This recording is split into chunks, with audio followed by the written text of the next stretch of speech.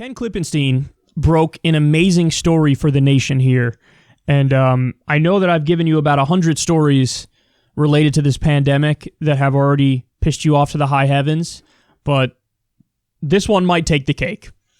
In 2017, the military identified a novel influenza disease as the most likely and significant threat, which it anticipated would lead to a shortage of ventilators, face masks, and hospital beds, per Pentagon document leaked to me. They knew. So in the document, we're not going to go through the specifics because you got the gist of it right there, but they lay it out in detail.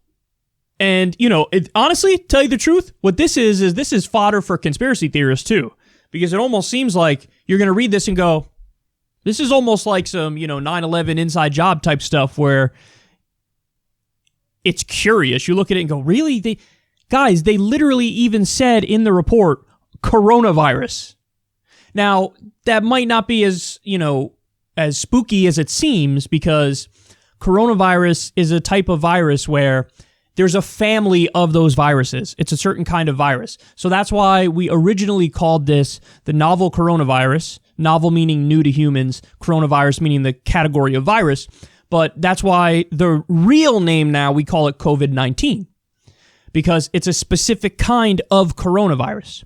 There's a family of coronaviruses. But in 2017, a U.S. government report said very clearly, okay, so probably the biggest threat that we're facing is a novel coronavirus, which will leave us with shortage of ventilators, face masks, and hospital beds.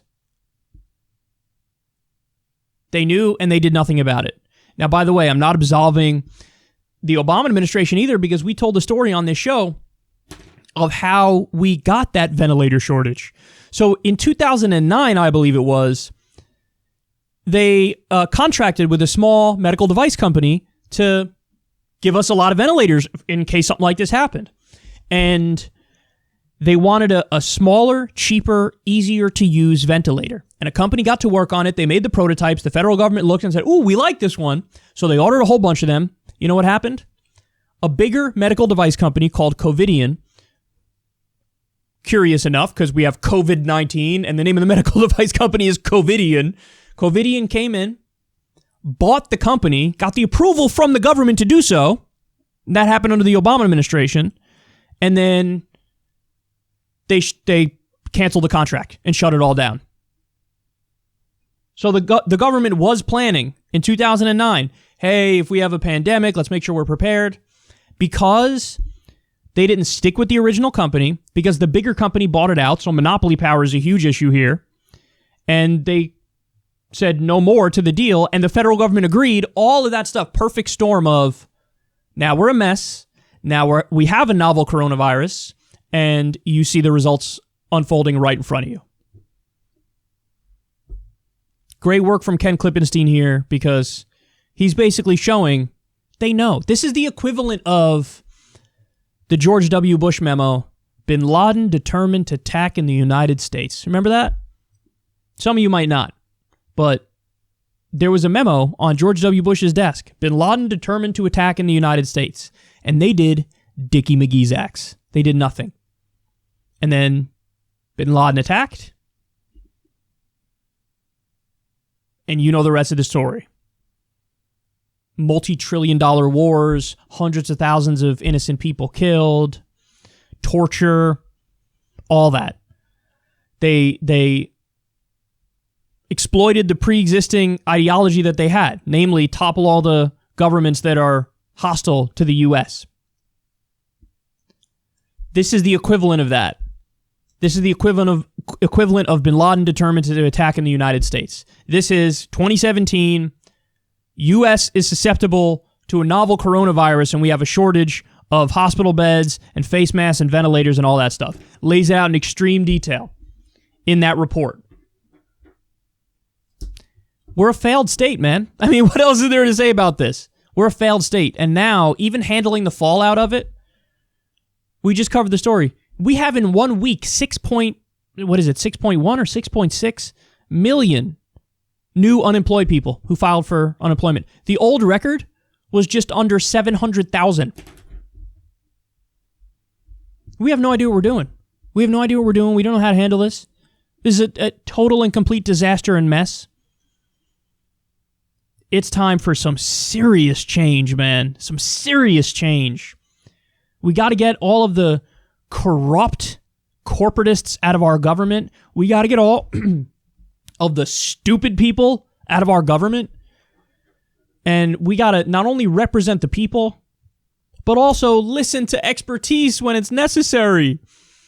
You know, I mean, if there was ever a time you should have listened to the scientists and the health experts and the doctors, this is it right now, man. This is it right now. Think about all the money we wasted on unnecessary wars and the so-called defense budget. It's really the offense budget. All the money we just hand over to the military-industrial complex and no questions asked. Trillions and trillions and trillions and trillions of dollars. And what's the cover story they give? We have to protect Americans. Yeah. That's what they say. Well, now we have a virus which has already killed more people than 9/11. And they're saying it'll be a victory if we only have 100,000 to 200,000 deaths as a result of this. A victory is that.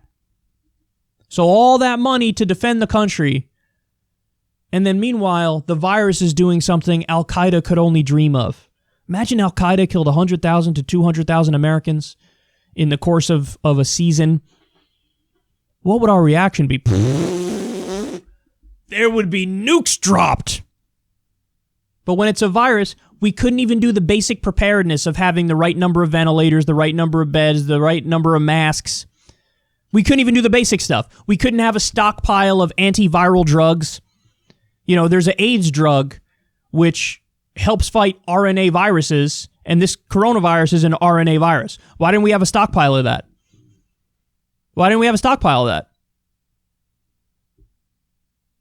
We don't care about the real threats. Climate change is a real threat. A pandemic is a real threat. We don't care about any of that. But we do blow up the threats that aren't as serious so that we could give more money to the military-industrial complex. It's all a ruse. It's all, let's give money to the people who bought us. Whether it's Wall Street, which they're also doing, other big corporations, the oil industry is next to get a bailout, the military-industrial complex. It's all politicians just finding excuses to give more money to the people who bought them. That's what it comes down to. And the result is everybody else gets screwed.